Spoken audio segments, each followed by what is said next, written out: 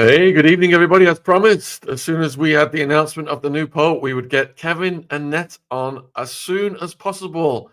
And he is busy as hell right now, but he has made time for us folks to come on this evening and give his discourse on how satanic is this new Pope, the Vatican, the Church, the crimes. So please support Kevin's important work. All of his links are in the description box below this video. Many of you have said that you are enjoying his book. Link is also down there in the description box. And if you've got any questions, please put them in the chat. But let's not make them too esoteric like last time. Let's keep the questions within the realm of what we're talking about this evening. So huge thank you for coming back so soon, Kevin. Thanks for having me. No, it's really good we talk about this today. Yeah. Yeah, and I've been watching on the news the black smoke emissions. What does all that stuff mean? It's pretty, like you say, esoteric. It goes back hundreds of years. So I don't know. I frankly, I don't know, but I've heard different references to what it means. Just so that's how they announced. That's how they announced the new Pope. Is it that they've made a decision? Is through the smoke? Well, you know, officially that's what they do. It's part of the show to make it seem like there's been a choice and a democratic process, right? All right. So now that we know who he is, Robert Pope Leo XIV, what is his background? We'll start with that one. I'll get a picture up of him. There he is. Well, you know, the press is making a big thing about this, like it's the first American Pope ever elected. The reality is he's referred to in the College of Cardinals as the second Latin American Pope. And that's because even though, yeah, he was born in Chicago, raised in the Midwest of the US, he became a priest and very quickly got involved in this thing called the Augustinian Order, which are a bunch of missionaries. And he went as a missionary to Peru. And that's where he did all his work, right up to the point of being appointed cardinal. Just 2 years ago, less than 2 years ago, Pope Francis Jorge Bergoglio, the other Latin American, appoints him as a cardinal. And some people are speculating that this is because he was kind of Bergoglio's hand-picked successor. And the more you dig into this guy, the more interesting it gets. When you talk about, is this Pope satanic? Well, by definition, all of them are, because they're part of a satanic institution. As we mentioned before, they're not allowed to become a cardinal or a pope unless they're involved in these arcane ninth circle rituals and these other satanic practices, which we've documented thoroughly. But this guy in particular is interesting because as a missionary and a bishop in Peru, he was very closely tied to somebody else I'm going to talk about. His name's William Auth. He's a child trafficking priest based out of Michigan. As a matter of fact, these guys were educated and worked just down the road from each other.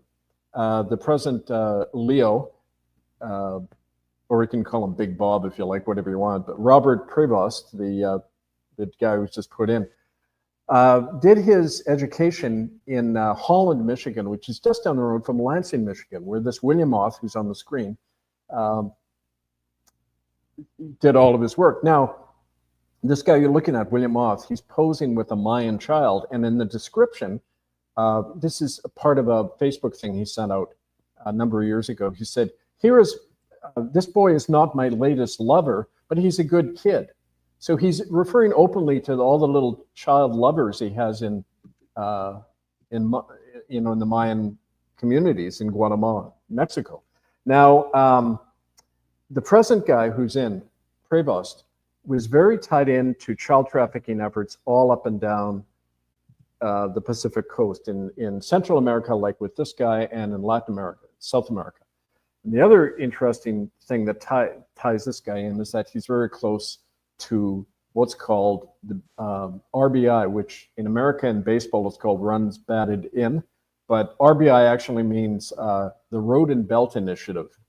He was the bishop of a place called Chiclayo, which is in northern Peru. It's just down the road from the major port of Chinque, which is where all of the Chinese, it's kind of like the equivalent of what's happening on the west coast of British Columbia. China is going into South America in a huge way to grab all other mining and resources.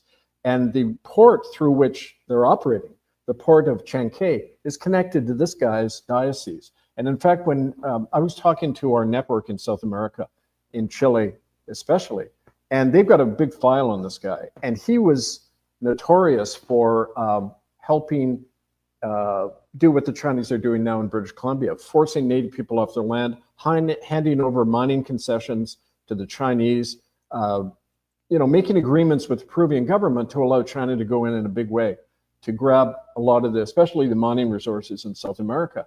So, I mean, this guy is kind of like another person who's in with child trafficking, with the Chinese resources, almost a photocopy of Bergoglio, right?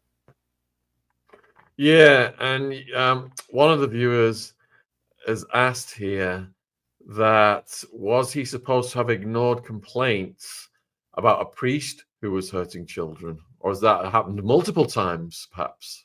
Well, that's the policy, of course, in the Catholic Church. You're supposed to ignore it. You're supposed to bury the evidence. Everyone is silenced by the policy of crimen.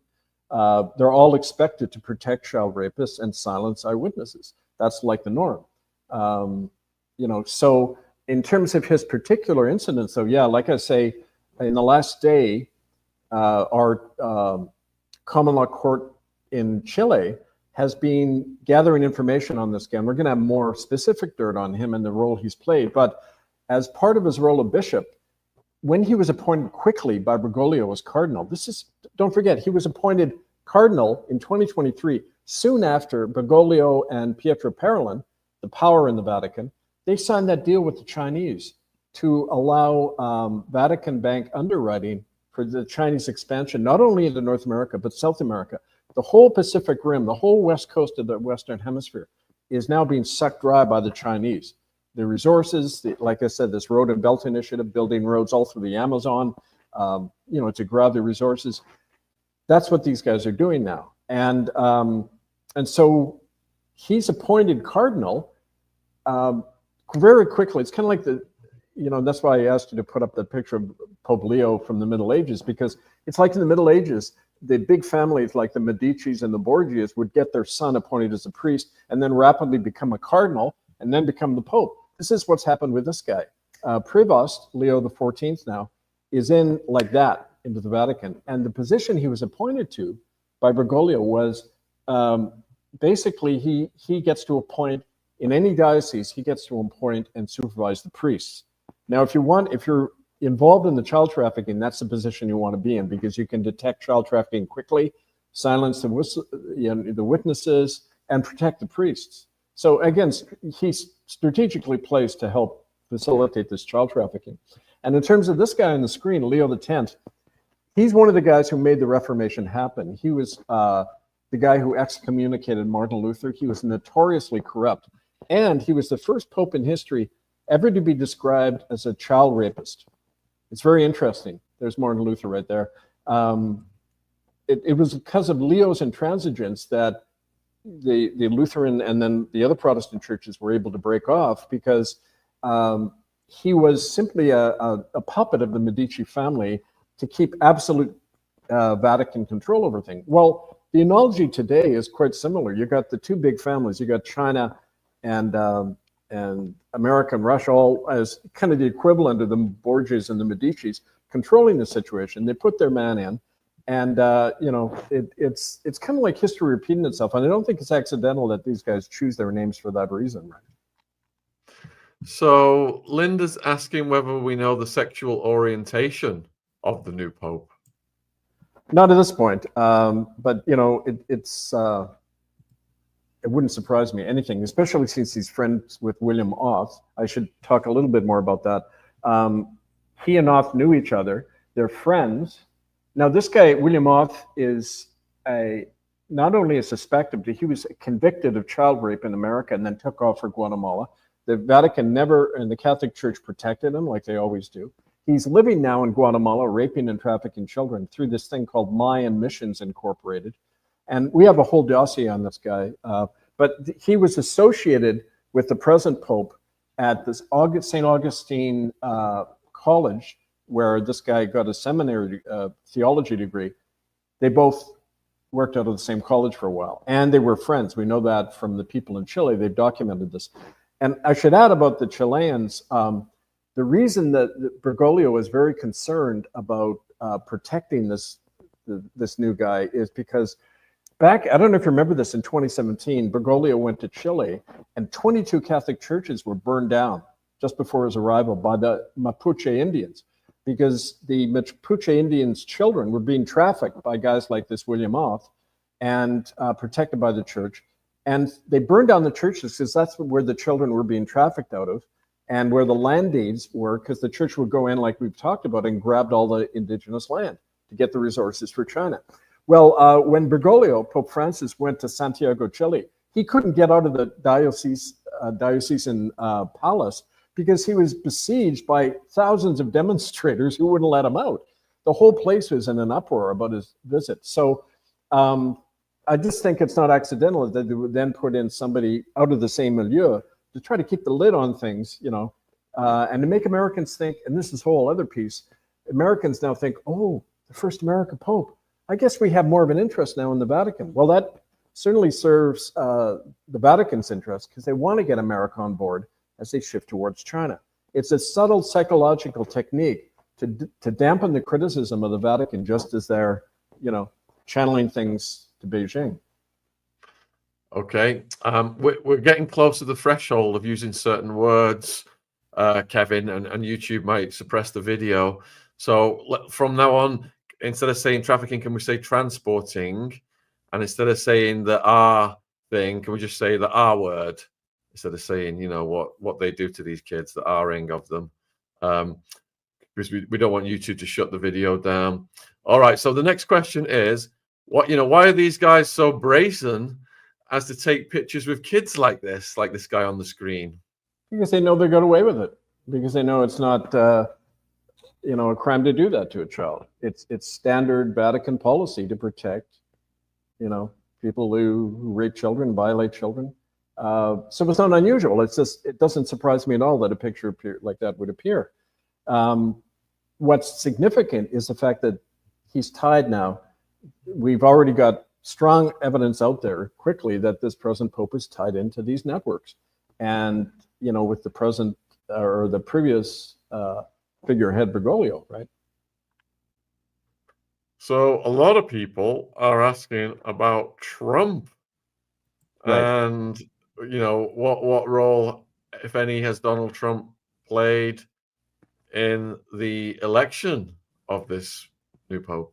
Well, if you remember a few weeks back, Trump dressed up like the Pope on his little site and said he wanted to be the Pope, you know, being the usual kind of dumbass remark. But he was backing a guy called Timothy Dolan. He wanted an American Pope, and he said that all along. Timothy Dolan is a cardinal closely tied with Trump international banking interests. So that's one of the reasons Trump wanted him in. He does not like this guy because he wasn't in his immediate little sphere of control. But when you think about it, it helps him in his whole relationship with the Vatican, because now he probably figures he has more leverage having an apparent American into that position of authority. And, you know, I mean, it's always a question of Trump has never done anything that doesn't profit him personally. You know, like, for example, the private prison network that's expanding now because his Attorney General, Pam Bondi, is a former lobbyist for the present private prison corporations. A lot of the people apparently being deported are in fact going into these private prisons. Trump International is in trouble financially, and he needs the resources of the Vatican Bank. So naturally he wants an American in there. I mean, it often boils down just to that, right? So you've been asked whether the age of consent in Vatican City is 12?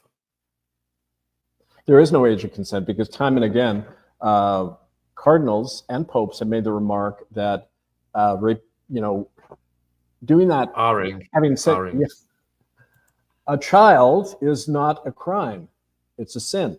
So they don't consider the violation of children and any of that stuff, even the more heinous acts against children, to be crimes. Children are born evil, you know, in their doctrine. And with the original sin doctrine. So it's like, you see, these guys, the mentality doesn't change over the centuries. In ancient Roman culture, women and children were not people. They didn't have personalities. They were things, appendages of men. And so that hasn't changed, despite how much, like if you've noticed in the press now, they're making this new guy seem like a humanitarian. In fact, his politics are very on the right wing of the Vatican. He opposes the ordination of women, that whole kind of thing. So, I mean, it's just the nature of the beast. You have to understand what you're dealing with, and then none of this is surprising, right? All right, so the next question then, is there a doctrinal reason for the violation of the children? Doctrinal? Like I say, they believe in original sin. That's their doctrine. People are born depraved, and they're only made fully human by getting baptized and being a loyal slave of the Church of Rome. And so, yeah, that's kind of on a doctrinal level, but in reality, we always know the purpose of these things. It's to traumatize people at a young age. That's how you control them. Do you really think that when you see these masses of people adulating this one man, I mean, where does that come from? The need to worship one man. It's certainly not biblical. In fact, it's interesting because when Jesus in Luke chapter 4, when he was tempted in the wilderness by the devil says to him, Satan says, I will give you all the power of the world. Just worship me. And when you look in my book, Dethrone the Rogue Power, right at the back, we have quotes from various popes.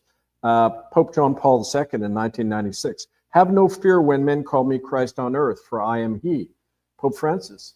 Christ made himself sin. You need not go to Christ for salvation. Come to me. That's the name of the Pope. Christ Vicari Christi, the one who replaces Christ. So when you say, are they satanic? Yes, they're worshiping Satan, the power, the God of this world, rather than God and Christ, who said, my kingdom isn't of this world. So how can people all do that? Massive brainwashing at a young age. Every government, every corporate power in the world needs that. That's how you keep a population in line. I think that's the real reason, frankly. You're getting asked if you can expand on the case of Cardinal Pell, a former altar boy who had been violated, apparently ended his life. Do you know anything about that? Yeah, he was the Australian Cardinal Pell, and Australia is, again, a bad area for this. The thing to understand is that these crimes against children happen, they follow the money. And so Australia, like Canada, is right on the front line of the Chinese expansion to grab resources and everything. And one of our people in Australia, Virginia Cameron, was murdered after she went in by herself, age 69, into a church and began to read the doctrine of crimen solicitanis. I mean, they kill their opposition there. And they get very upset when their crimes against children are exposed. The thing about Cardinal Pell is he was one of the chief advisors to the Vatican Bank. And he was part of a faction fight between the Ratzinger and Bergoglio factions that put in Bergoglio. And he came out on the losing end.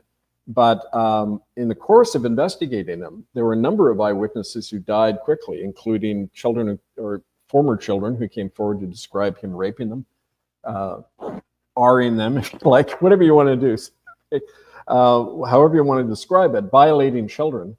And so, yeah, it's all connected to that. You know, it's kind of like, again, like I mentioned the other day, describing scales of the dragon or looking at the whole beast. Once you know the nature of the beast, these things are explainable, right?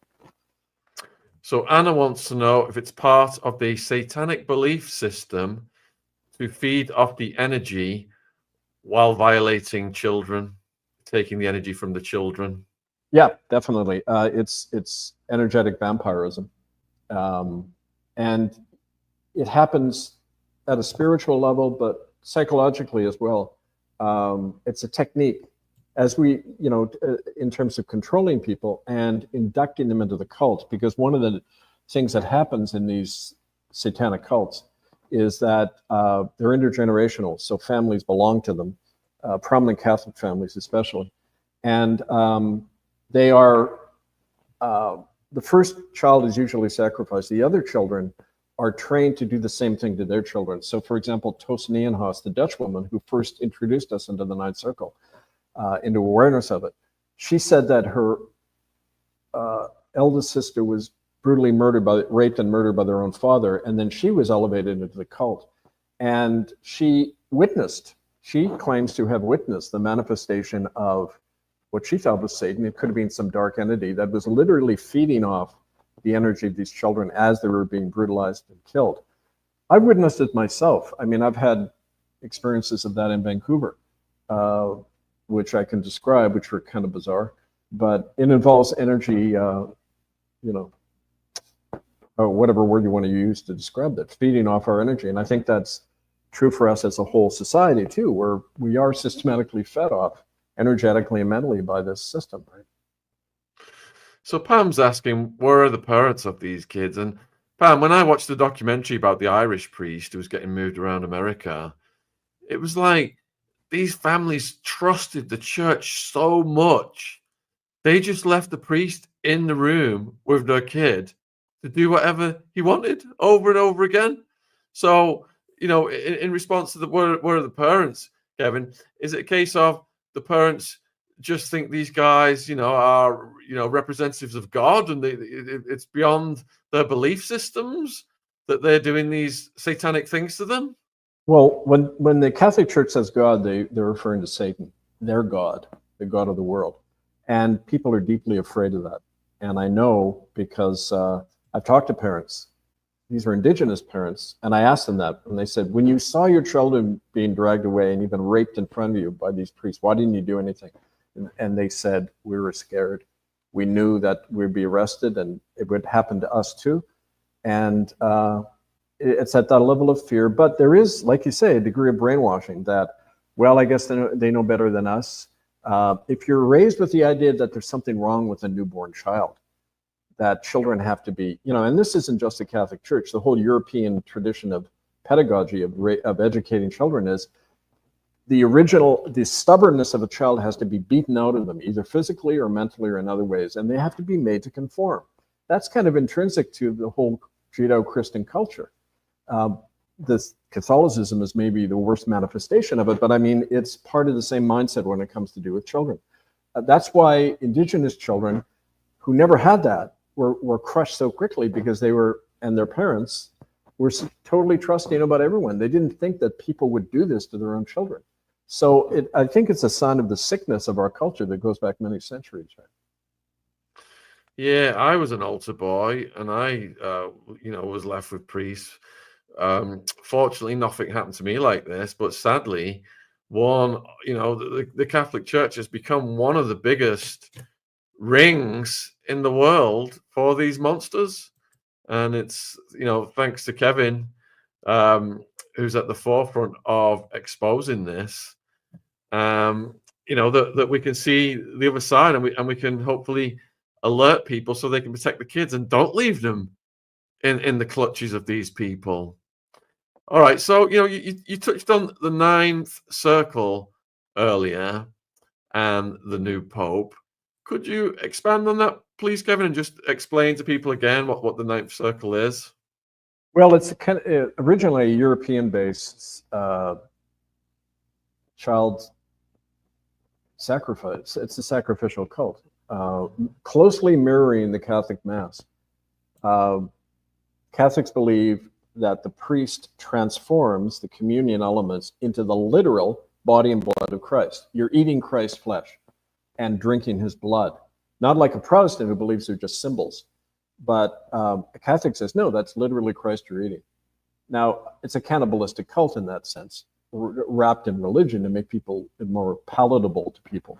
But in the ninth circle, it's a copy and a reflection of this Catholic Mass, where it says, the innocents, the blood and the body of the innocents, the innocent children, a newborn baby especially, will redeem you. And that's why they cannibalize the child or the newborn after they do it. Now, there's a satanic element in that as well, because they use it as a means to control people. It's believed that the Jesuits set it up in the 1500s. The Jesuits were set up as an army, secret army of the Pope, to kill any Protestant king in Europe. Their first job was to kill Queen Elizabeth in England in the 1500s. The ones who invited my family as Huguenots from France gave us sanctuary. I wouldn't be here right now. But it was the Jesuits set it up as a way to control kings, politicians, judges. Eventually, they invite them to these rituals and then trap them, film them, entrap them, and then use them that way. Anne-Marie van Bienberg, a lawyer in Belgium, described how that happened to her, and how she witnessed all these things. So, yeah, I mean, it's all that playing itself over and over, right? I remember watching that movie about Queen Elizabeth I